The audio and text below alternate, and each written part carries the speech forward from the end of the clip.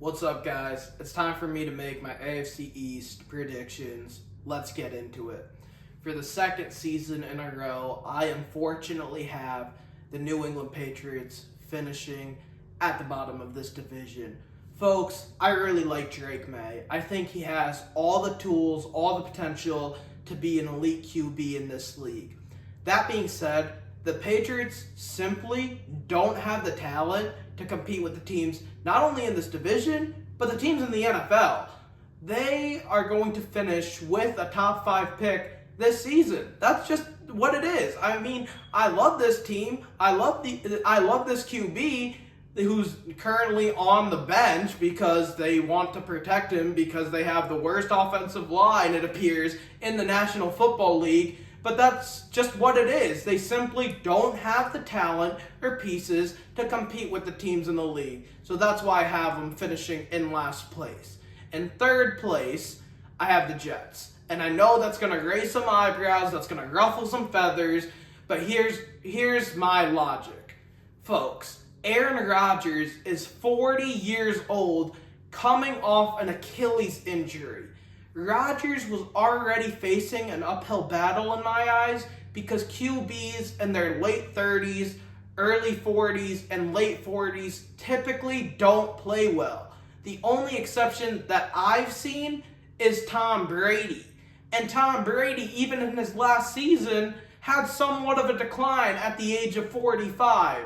So Father Time is certainly not on Aaron Rodgers' side, not to mention the fact that Rodgers, in his last season in Green Bay, went 8-9. He had an okay season. He was still a top 10 QB-ish, I guess, but it wasn't a typical Aaron Rodgers type of season like we saw in 2011, like we saw in 2014. It wasn't a guy that could put a team on his back and drag them to the playoffs. Now, the Jets don't necessarily have a bad team, but there's still a lot of question marks. I'm concerned about Mike Williams' health. Although they upgraded their offensive line, that was a huge concern I had going into the season, and boy did you know it, Rodgers got injured 4 plays in. I still have concerns about Robert Saleh as a head coach. I mean, this is a guy that has coasted off of having a good defense and bad quarterback play. He's had some of the worst QB play in the league. Now with Rodgers there, he will alleviate some of that, but I still have my concerns. I haven't seen him in the big game really manage this team, not to mention the fact that we're talking about the Jets. This is an organization that has missed the playoffs the last 12 years, that has not won a playoff game, and they haven't been to a Super Bowl in forever. They haven't won a Super Bowl since Super Bowl III. That was 55 years ago, folks. I mean, come on, what are we doing? Hyping up the Jets, saying they're going to the Super Bowl? Folks, I need to see it in action in order to believe it. That's why I have the Jets at 3. At 2, I have the Miami Dolphins. Now, I do have concerns about Tua as a quarterback. I think he's middle of the pack. It's not that he isn't good, I just don't think he will ever be great.